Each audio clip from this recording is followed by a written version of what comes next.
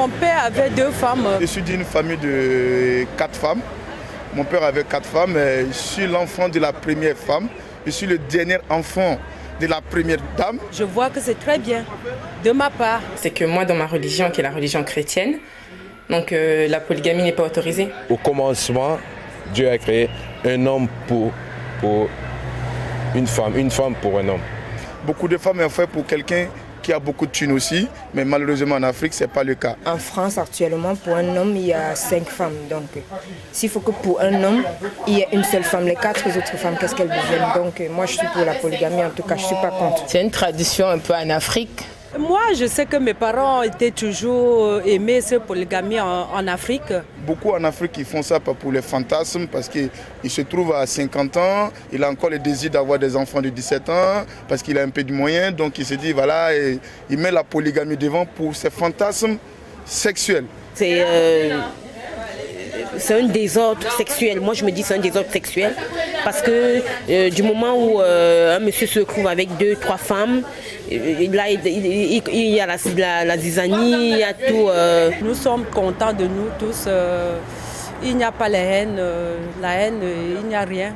On est bien éduqués. Quand il y a eu un décès et que vous restez vous tous dans une famille, c'est là que vous ressentez que la polygamie n'est pas du tout bonne. Il y a même des problèmes de sorcellerie et tout, parce que là, ce n'est plus une seule femme, c'est déjà plusieurs femmes.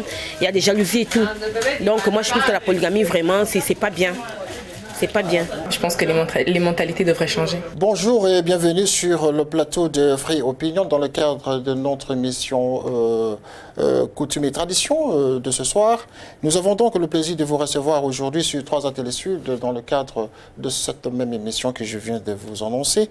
Et donc pour débattre de ce sujet qui est très capital dans notre société actuelle, nous allons donc vous présenter les invités qui sont ici présents dans notre studio, qui vont donc alimenter ce débat pour vous apporter de la lumière sur les différents aspects de mariage coutumier dans le milieu traditionnel.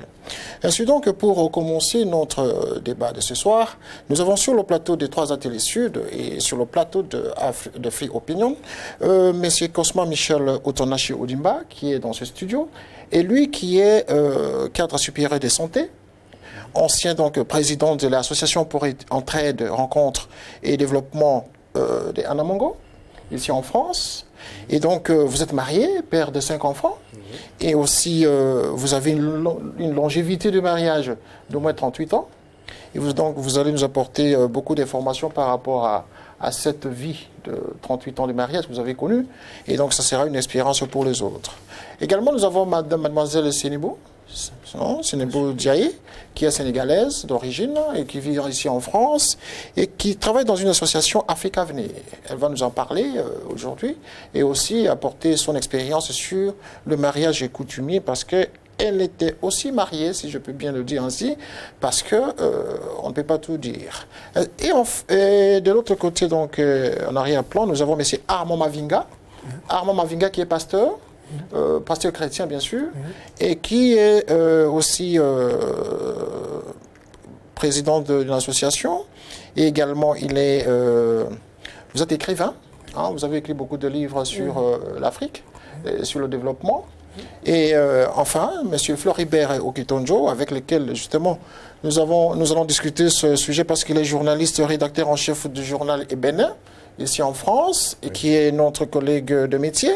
Lui, donc, il va nous donner son expérience sur la question du mariage et coutumier en milieu traditionnel. Monsieur, bonsoir. Bonsoir. Alors, nous allons commencer notre entretien maintenant, parce que vous savez très bien que le mariage aujourd'hui, en Afrique et dans le monde, pose beaucoup de problèmes. Et je pense que pour commencer notre débat, j'aimerais commencer par la dame qui est dans le plateau, qui va essayer de nous dire, nous donner en quelque sorte la définition qu'elle entend pour elle du mariage. Le mariage, c'est quoi pour vous, madame? Le mariage coutumier, je le définirais comme étant l'union d'un homme et d'une femme selon les us et coutumes d'une communauté donnée. D'une communauté donnée. C'est-à-dire une communauté...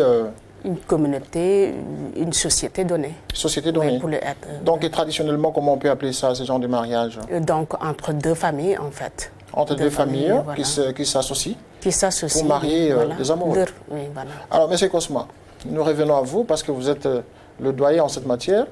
Pouvez-vous nous donner, en quelque sorte, la petite définition courte du mariage en général?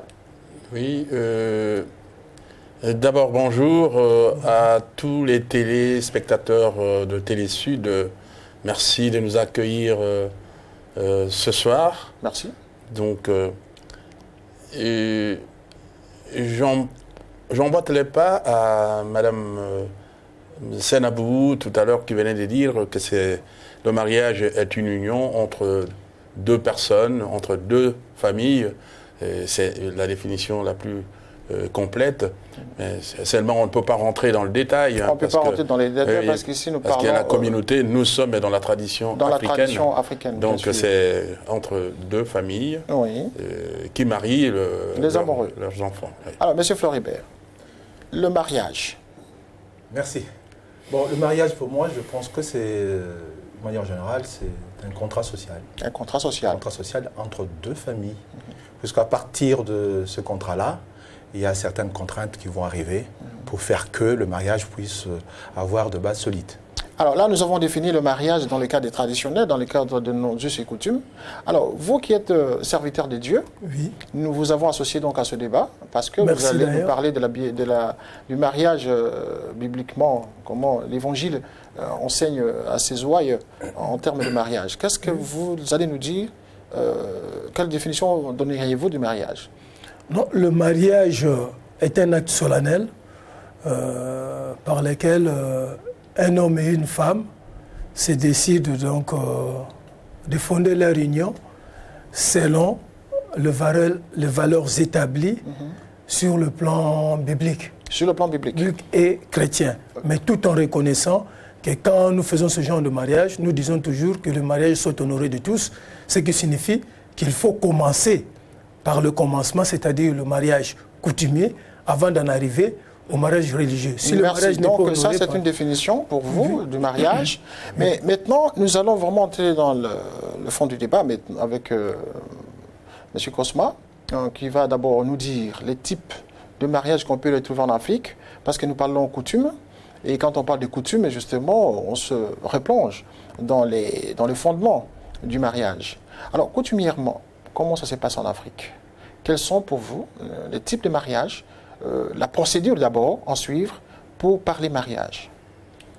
Et merci pour la question.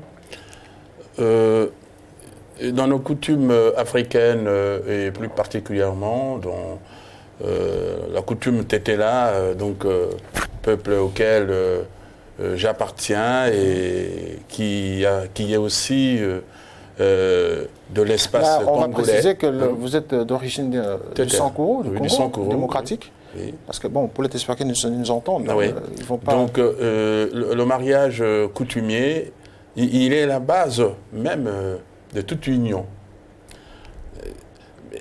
On peut commencer toujours par la monogamie. La monogamie, c'est le mariage d'un homme et d'une seule femme. Et ça, c'est une première catégorie de mariage. Et après, on peut parler de la polygamie. Et puis, par la suite, il y a une minorité de gens qui pratiquent ce que l'on entend toujours parler de la polyandrie. Donc, très peu de gens savent ce que c'est. Mais, chez nous, la monogamie, d'abord, parce qu'on ne peut pas commencer par la polygamie pour parler par la suite de monogamie. Vous dites, on épouse d'abord une première, une femme, et puis par la suite, on peut déborder en épousant une deuxième, une troisième, avec toutes les connotations que ça peut prendre par la suite, ou les appellations, et si édulcorées qu'on peut donner par rapport à cette catégorie de mariage que l'on appelle la polygamie. Mais pour la monogamie, s'il faut que j'en dise un mot, une fois que les deux jeunes s'entendent, ils se sont rencontrés, ils ont précisé leurs intentions, ils se présentent souvent à travers des petits rendez-vous qui sont clandestins tout au début, et puis par la suite, il y a des gens, des amis des uns et des autres qui sont quelque peu au courant donc, de cette liaison qui était clandestine, et puis par la suite, la fille peut arriver à en parler à ses parents, Mais en ce moment-là, ses parents, c'est surtout la mère qui est la première à être au courant. Bon, donc la mère est informée, et parce que nous avons une femme sur notre plateau, vous allez nous en dire quelque chose. Comment ça se passe? C'est la première procédure pour arriver au terme du mariage. Oui, c'est comme... Surtout dans l'expérience de votre pays et dans votre cas, comment ça s'est passé? Oui. Coutumièrement. Coutumièrement, c'est surtout, d'habitude, traditionnellement, on choisit dans la famille ou dans l'entourage, donc le conjoint ou la conjointe éventuelle. Donc traditionnellement, c'est ça, oui, de l'enfant. On choisit en fait... Enfin, de la fille, oui, de la fille, précisément, un conjoint éventuel. Voilà, donc elle n'a pas beaucoup de choses à dire, traditionnellement parlant. En tout cas, et donc c'est comme on l'avait défini, c'est l'affaire de deux familles et des échanges, donc une préparation qui se fait jusqu'à aboutir Elle n'a rien à dire, la dot. C'est-à-dire que c'est une imposition indirecte ou c'est comment ça? Mais bon, elle n'a rien à dire, ça veut dire? Oui. Elle ne peut pas faire le choix? Non. Elle ne peut pas faire le choix, comme je l'ai dit. De son conjoint? De son conjoint. Voilà. D'habitude, c'est les deux familles qui choisissent, ou généralement, c'est des cousins, c'est en tout cas des parents proches. Et quand la famille suppose que ça peut aller éventuellement, donc on lui choisit ce conjoint.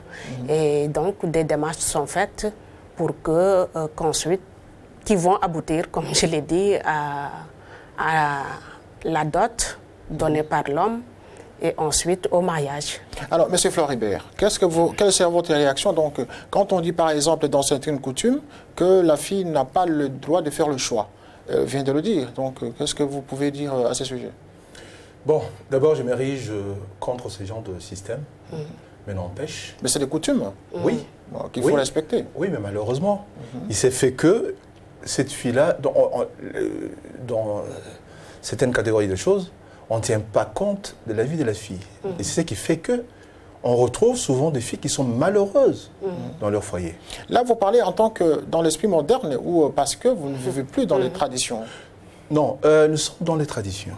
On a vu, puisque j'ai vécu un certain temps au village, j'ai vu, surtout au niveau de chef de village, qu'il y avait peut-être 7 femmes. Et souvent, le monsieur n'arrive pas à honorer toutes ces femmes-là. Et les malheureuses ou la malheureuse, quelquefois, se fait aussi aider par les gens du village.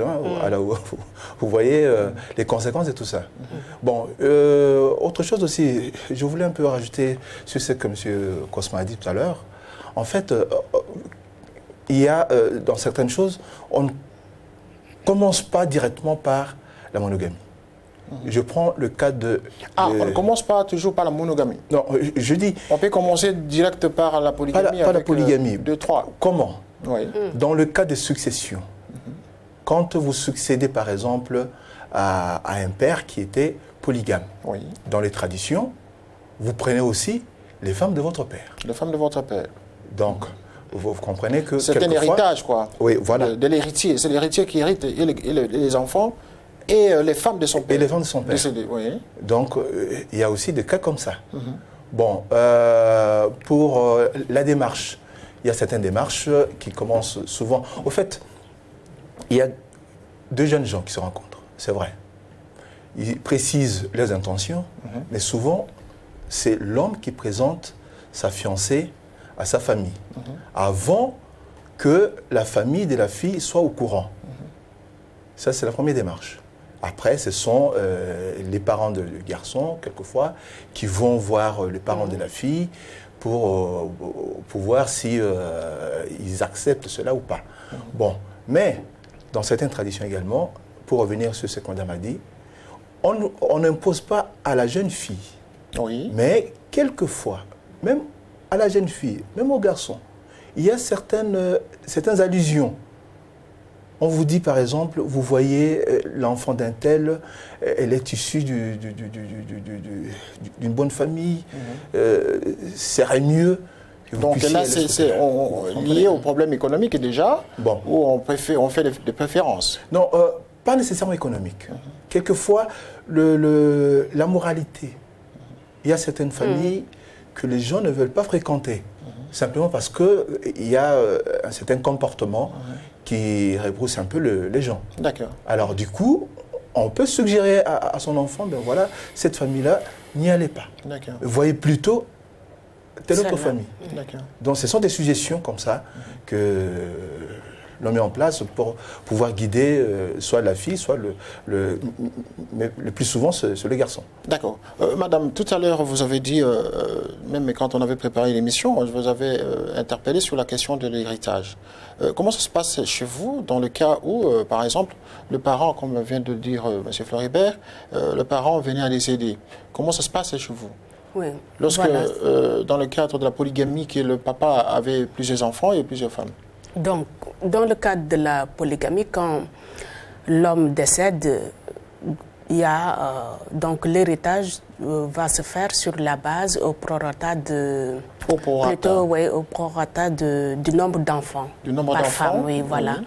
Et donc, qu'est-ce que cela veut dire? Que la femme qui a le plus de garçons, d'enfants et de garçons va hériter beaucoup plus. Mais quand même, à la base, toutes les femmes ont la même somme ou en tout cas la même quantité de biens. Oui. Donc, supposons que c'est 100 000 francs, donc ce sera pour toutes les femmes, toutes les 4 femmes éventuellement, donc qui vont hériter de cela. Mais ce qui va les départager, c'est le nombre d'enfants. Parce que si nous remontons un tout petit peu dans la tradition, il faut dire qu'il y a une place fondamentale que l'on accorde à l'homme, étant entendu que c'était une société agraire, c'est-à-dire où l'agriculture prédominait, donc ce qui était important... C'est quelle coutume? C'est dans quel coin du Sénégal? Pardon, c'était ça c'était général. Donc général, à 90%, pratiquement, il n'y avait que des agriculteurs et il fallait des bras solides donc, pour les aider. Ce qui fait que c'est une société foncièrement polygamique et pour simplement se retrouver, pour pouvoir avoir en tout cas le nombre de bras qu'il faut. Et donc la polygamie, beaucoup de femmes, beaucoup d'enfants. Beaucoup d'enfants, oui, voilà, et on peut dire, de préférence des garçons, puisque ce sont eux qui sont prédisposés justement à travailler dans le champ ou dans les champs. Voilà. Donc il voudrait dire que la femme qui n'aura pas fait autant de garçons serait en quelque sorte désavantagée. Et oui, on peut le dire. Et dans une contrée comme au sud du Sénégal, là, la femme n'hérite même pas les terres. Les terres reviennent aux garçons, puisque simplement, c'est ce que j'avais déjà dit, l'homme va jouer un rôle fondamental du point de vue économique. Du point de vue économique. Oui, voilà. Voilà, alors nous allons revenir au pasteur parce que vous allez en quelque sorte nous apporter des éléments selon la Bible. Hein. Voilà pourquoi je ne vous ai pas encore interpellé. Je vais demander à M. Cosma de nous dire ici donc sur ce point-là de la polygamie. Qu'est-ce que vous en pensez? Est-ce que la polygamie, entendre tout ça, c'est une mauvaise chose? Moi, c'est une entrée. Parce que ça concourt quand même au développement. Comme ça, de manière brutale, de la polygamie, pour moi, je trouve que il ne fallait pas commencer par là. Parce que même les gens, donc, quand il faut parler d'héritage, un homme, ce n'est pas dans tous les cas, ce n'est pas de manière générale que tous ceux qui deviennent polygames sont des gens qui n'ont hérité que de leurs parents morts. Donc, moi, je disais que la base, c'est vraiment l'union entre deux personnes. Non, là, elle a fait une illustration par rapport à une coutume. Oui. Bon, qui ne peut pas être pareil ailleurs. Non, c'est pas pareil ailleurs. Voilà. Mais en tout cas, les raisons économiques aussi sont toujours présentes, que ce soit au Sénégal, que ce soit au Congo ou un peu partout ailleurs. Un polygame, généralement, c'est quelqu'un qui, à mon avis, est très heureux. Pourquoi? Parce que oui, un grand épanouissement moral. Beaucoup riche économiquement, parce que même au village, on trouve quelqu'un, un polygame, il a de vastes étendues de champs, comme elle l'a dit. Donc, et de ces champs, il y a une récolte abondante. Et de cette récolte abondante, il y a la vente et les recettes. C'est ce qui fait la valeur et l'honneur de toute cette famille-là. Voilà, moi, par rapport au mariage traditionnel, je trouve qu'il y a vraiment une grande dichotomie entre ce qui se passe, en tout cas au Sénégal, et ce qui se passe chez nous. D'emblée, comme Mme Chenabou est partie d'abord pour dire qu'on impose à la fille, on lui présente un garçon et on lui dit « elle va épouser celle-là ». Je ne crois pas, en fait, je ne vois pas que chez moi, donc dans la tradition de chez moi, c'était ce genre d'imposition. Il est vrai qu'il y a des suggestions, propositions. Oui, des propositions de part et d'autre. Que ce soit chez le garçon, on peut voir une fille qui passe et avec des mollets énormes, et on lui dit, voilà, cette fille aux mollets énormes et qui appartient à cette famille qui est bien. Et ces mollets-là traduisent vraiment la progéniture nombreuse. Donc, il faut prendre cette femme-là parce qu'elle va donner beaucoup d'enfants. Il y aura beaucoup d'héritiers dans cette famille-là. Sans vous interrompre, j'aimerais vous poser une question précise avec une réponse précise. Voilà. Sans de longues explications. Parce que je vous vois parler de la polygamie avec un sourire. Est-ce que c'est pour vous, d'après vous? Quelle est votre position? C'est une bonne chose ou une mauvaise chose? En peu de mots.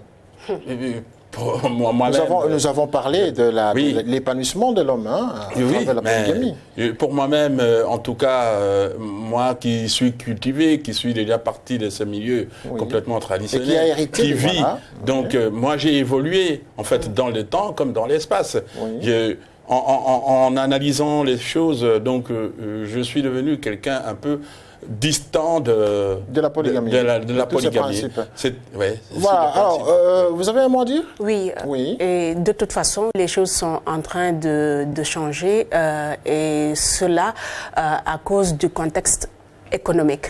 Donc, du fait également que les gens ne sont plus agriculteurs, ils sont fonctionnaires et donc de plus en plus, ce que l'on constate, c'est que le salaire n'est plus suffisant pour entretenir 4 femmes. Donc, le problème économique commence à poser problème. Et c'est ce qui explique que même sur les papiers, si l'homme signe la polygamie, ça peut s'arrêter en fait à une seule femme durant toute la vie en fonction justement des raisons économiques. Oui, voilà. Bon, alors, quant à vous personnellement, une question. Oui. La polygamie, c'est une bonne chose?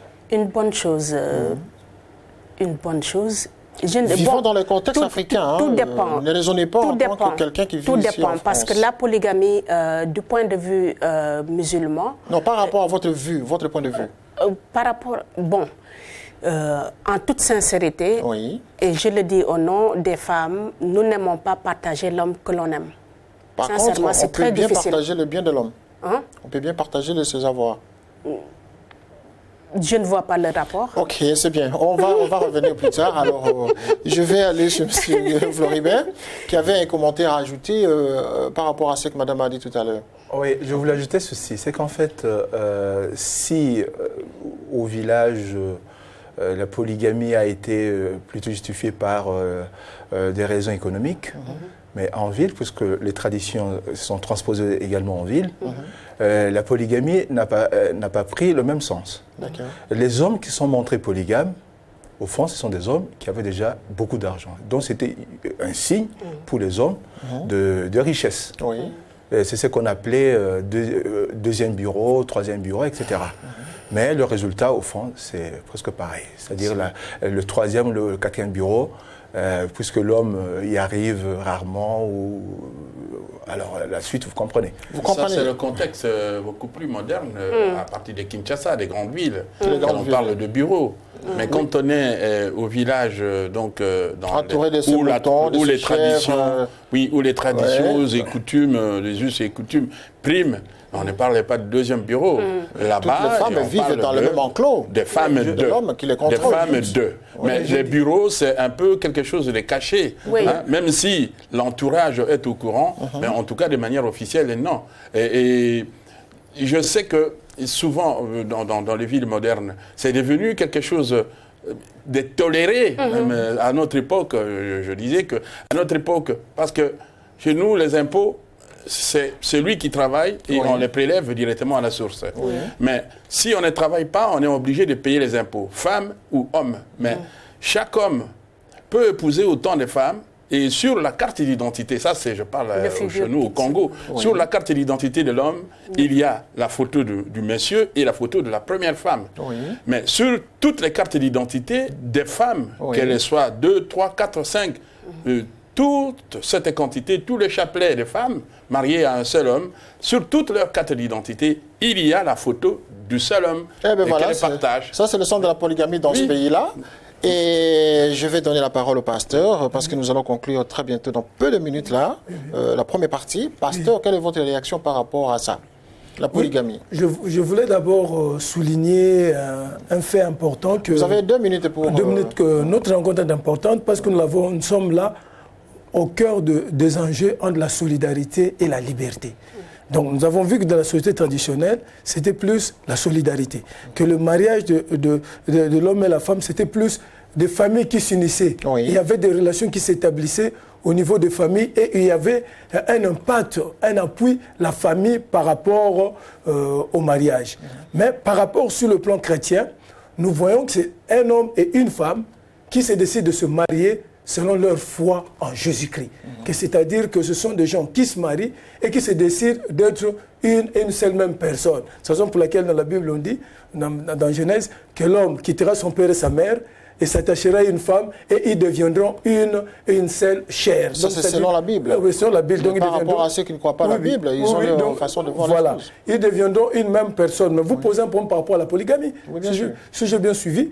Mais quelques exemples que nous avons de la polygamie dans la parole, nous pouvons le trouver notamment au niveau de l'Ancien Testament. Il y a Abraham qui devait se marier à sa servante parce que sa femme ne concevait pas, n'arrivait pas à concevoir. Et ce qui est curieux, c'est la femme qui avait demandé à Abraham d'avoir sa servante pour mettre au monde. C'est la démonstration que ce n'était pas mauvais. Et Abraham a pris Agar et ils ont mis au monde Ismaël. Mais il y a aussi un autre cas.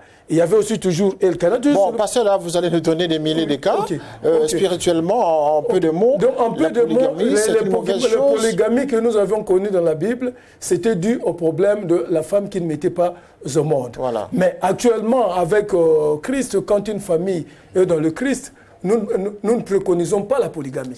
Nous préconisons la monogamie. Parce qu'ils deviennent une seule chair. Il est impossible de diviser une seule chair. C'est la raison pour laquelle, dans la parole, on dit que personne ne sépare ce que Dieu a uni. Donc, ils sont unis, il y a une communion de pensée, communion d'attitude, de projet. Ils deviennent une seule personne. Donc, ils ne peuvent pas se partager avec une autre personne. Donc, nous préconisons en ce moment-là, tout en connaissant... Voilà, pasteur, nous allons conclure cette première partie de cette émission. Je demande que l'on envoie une page publicitaire et nous allons revenir dans quelques instants. Merci.